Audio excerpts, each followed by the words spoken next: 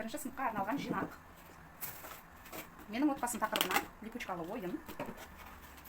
Келесі дауысты дауыссыз дыбыстар үйшігі. Үйшіктер магнитті тақтаға жабыстырып қоюға болады және 42 әріппен. Келесі жылдам оқуға арналған карточкалар. Бұл жерде сөздер берген және сөйлемдер. Қанша минутта оқығанын оқушы астына жазып қоюға болады. Көп реттік шыбын жинау әдісі буындарды оқиды. Келесі буындардан сөз құрау. Мысалы, осы буындардың барлығын алып, бала сөзді құрайды, қарға, барлығы магнитті тақтаға шығып қолдануға болады. Дыбыстық талдау жасауға арналған карточкалар 30 дана. Сөйлемнің белгілері, мына жерде тыныс белгілері, сұрақ белгісі, леп белгісі, нүкте, үтір бар.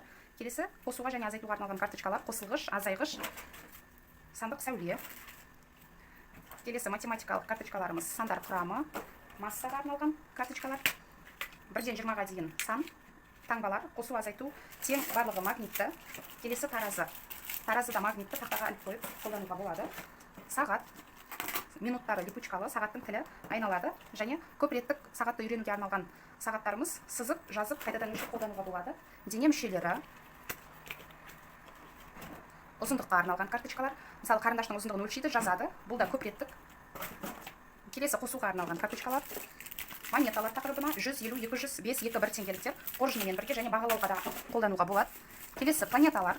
Күн және 9 планета берілген. Планетаның барлығы магнитті және атауларын оқушы алып, жабыстырып, атауын үйренуге жақсы. Келесі пайдалы зиянды тағамдар А3 форматта липучкалы. Геометриялық пішіндер. Бұл жерде, мысалы, дөңгелек пішінді табады.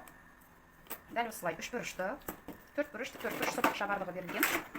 Келесі өсімдік бөліктері. Өсімдік бөліктерін жазамыз. Мысалы, жапырағы, тамыры деген сияқты жазып, өшіріп қайтадан қолдана беруге болады.